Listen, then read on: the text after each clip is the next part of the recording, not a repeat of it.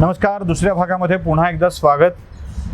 आपल्यावर झालेल्या अन्यायाची दाद मागायला एक स्त्री उभी राहते आणि मग तिच्यावर अजून अन्यायाची मालिका सुरू होते. अन्याय करणारे सत्ताधीश असतील तर अजूनच वेगळं. छगन भुजबळ नाशिकमध्ये म्हणाले होते की आपण एका शिल्पाचे शिल्पकार आहात आणि त्या शिल्पाला तडा जाऊ नये याची काळजी घ्यायला हवी.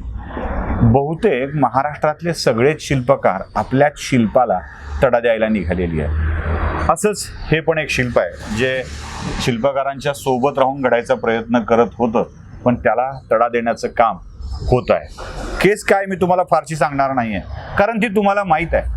मला काय आठवण करून द्यावी लागते. आपलं ठरलंय ना मारुती कांबळेचं काय झालं विचारायचं, पण त्या तडा देता देता शिल्पच कैद करून टाकलं आणि त्या कैदेत काही जे वेगळे अनुभव मिळाले ना ते सांगण्यासाठी पुन्हा एकदा आपण स्वप्नाजींसोबत आलेलो आहोत. स्वप्नाजी एक मनोचिकित्सक आहेत, त्यामुळे त्यांचा अभ्यास खूप चांगला आहे, माणसं वाचण्याचा अनुभव खूप चांगला आहे. आता एक केस अशी आहे की जी मागच्या अनेक वर्षापासून तुरुंगात आहे. इंद्राणी मुखर्जी, बरोबर आहे. इंद्राणी मुखर्जींवरती एक आरोप आहे आणि तो खूप मोठा गंभीर आहे. त्यांना आपल्याच मुलीचा खून केल्याचा आरोप त्यांच्यावरती आहे, पण जेलमध्ये घडतंय ते काही वेगळंच आहे. मी फार तुम्हाला डिस्टर्ब करणार नाही आता या भागामध्ये, फार प्रश्न विचारणार नाही. तुम्हाला कळलेल्या इंद्राणी मुखर्जी कशा आहेत तुम्हाला सांगता येऊ शकतील. अर्थात आपण जस्टिफाय करणार नाही आहोत. त्या निर्दोष की दोषी हे ठरवायला आपण कोर्ट नाही आहोत. कोर्ट त्याचा निर्णय घेत आहे. फक्त ते कळलं काय, तुम्हाला काय समजलंय एवढं आम्हाला कळणं आवश्यक आहे. मी ह्या केसबद्दल खूप वाचलं होतं आणि म्हणजे पेपर किंवा न्यूज वाचणं हा स्वभावच असल्यामुळे मग मी फॉलो करते एखादी न्यूज. तसं मी शीना बोरा केस ह्याच्याबद्दल बरंच वाचलं होतं आणि मला नेहमी असं वाटायचं, म्हणजे आपल्याकडे म्हणतात ना की आई म्हणजे सुप्रीम, आईच्या पुढे कोणीच नसतं. तर मला नेहमी असं वाटायचं की कसं काय असं होऊ शकतं आणि ही अशी कशी विचित्र केस आहे. मला एकतर त्यांना प्रत्यक्ष पाहिल्यावर शॉक लागला की बापरे, आपण एवढे वर्ष एखाद्या व्यक्तीबद्दल वाचलं आणि ही ती व्यक्ती आहे.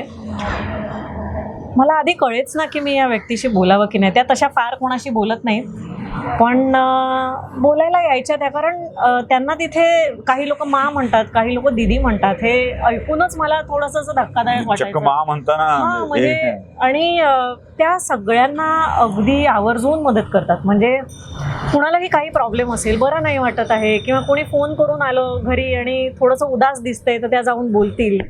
त्यामुळे मला पहिला अनुभव जो होता तो असा होता की ही तीच व्यक्ती आहे का जिच्याबद्दल आपण सगळ्या पेपर्समध्ये वाचलेलं. आणि मी थोडीशी घाबरत होते त्यांच्याशी बोलायला. पण मला एक गोष्ट लक्षात आली की मला जर धीर दिला असेल तर त्यात इंद्राणी मुखर्जी यांचं नाव खूप पुढे असेल. कारण त्या मला नेहमी सांगायच्या की न्यायव्यवस्थेवर तू विश्वास ठेव, तू खरी आहेस तर तुझ्याबरोबर सगळं खरं होणार. इतके वर्ष मध्ये राहू नये. मला कमाल हीच वाटायची की बाई 6 वर्ष जेलमध्ये आणि मला सांगते की तू न्यायव्यवस्थेवर विश्वास ठेव. पण त्यांनी मला हेही नेहमी सांगितलं की देव आणि न्यायालय हे न्याय देणारच. उशीर होईल कदाचित, पण न्याय मिळेल. आणि मला ऐकून बरं वाटायला लागलं होतं, कारण सुरुवातीचे दिवस काय, तुम्ही किती सायकॉलॉजिस्ट असा किंवा तुम्ही खूप महान असा, इमोशनली स्ट्रॉंग असा, काही गोष्टी, काही अनुभव तुम्हाला पहिले तोडतात. त्यामुळे असं नाही की मी अगदी मला काहीच कधीच वाटलं नाही. त्यामुळे थोडीशी भीती, थोडासा त्रास हा झालाच. पण त्यांनी जो धीर दिला तो खूप मोठा होता आणि मला सुरुवातीच्या दिवसांमध्ये धीर देण्याची गरज होतीच.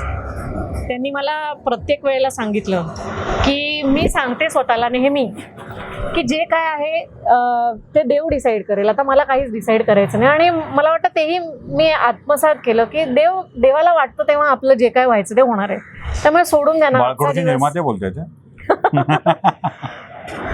खरं आहे, बाळकडू हे खरं तर देवाचं असतं. हे मला कदाचित खूप लेट लक्षात येते, पण आयुष्यात आपल्याला निरनिराळे लोक येतात आणि बाळकडू देत राहतात. त्यात देव हा सगळ्यात मोठा हे आपल्याला मानलं पाहिजे. म्हणजे खूप लोक भेटली आयुष्यात जी म्हणतात आमचा देवावरती विश्वास नाही, आणि खूप लोक भेटली जे म्हणतात आमचा देवावरती प्रचंड विश्वास आहे.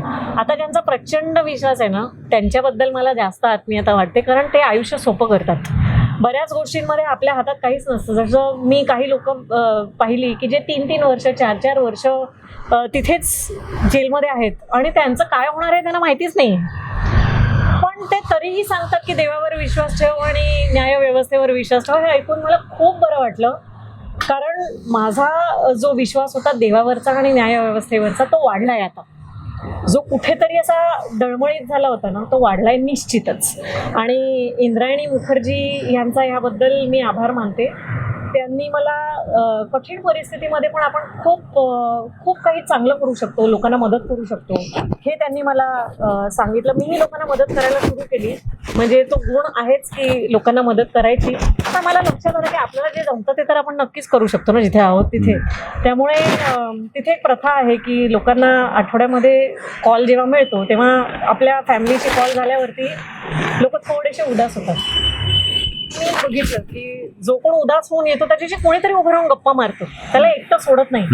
आणि मी आवर्जून पाहिलं होतं की इंद्रायणी जी आहेत त्या नेहमी कोणाशी तरी गप्पा मारताना दिसायचा.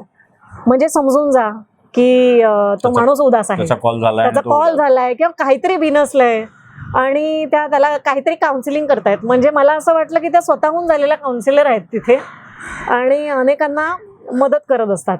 इंद्रायणी मुखर्जींच्या विषयामध्ये एक प्रसंग खूप महत्त्वाचा आहे ज्याने तो तुम्हाला बोललेला पण आहे, तो आपल्या गप्पा मारण्याच्या विषयावर तुम्ही मला सांगितला होता की पैसे असणं आणि माणसं असणं यात खूप फरक आहे. तो जरा प्रसंग खूप नाही, मला एकदा मी थोडीशी अशी डाऊन झाले होते आणि मी बोलताना सहज बोलून गेले की ज्यांच्याकडे खूप पैसे असतात आणि ज्यांच्याकडे खूप कॉन्टॅक्ट असतात ते स्वतःसाठी काहीतरी करू शकतात.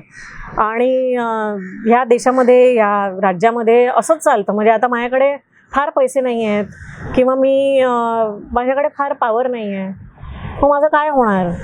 तेव्हा त्या काहीच बोलल्या नाही मला. आणि मला असं वाटलं की एखाद्या गोष्टीवर आपण जेव्हा काहीतरी एक्सपेक्ट करतो की समोरच्याने काहीतरी बोलावं आणि तो बोलत नाही म्हणजे त्याने अप्रूव्ह केलं, पण तसं नसतं. मी ज्या दिवशी निघणार होते त्या दिवशी त्यांनी मला बोलावलं आणि सांगितलं की एक 30 दिवसापूर्वी तू एक गोष्ट बोलली होतीस की ज्यांच्याकडे खूप पैसे असतात खूप पॉवर असतात ना त्यांचंच काहीतरी होऊ शकतं, पण असं नाही आहे. माझ्याकडे आहेत पैसे आणि पॉवर, पण मी अजून इथेच आहे कारण माझ्याकडे माणसं नाही आहेत. तुझ्यावर प्रेम करणारी माणसं आहेत, तुझ्यासाठी बाहेर धावपळ करणारी माणसं आहेत. आणि मला खरंच लक्षात आलं की माणसं महत्त्वाची.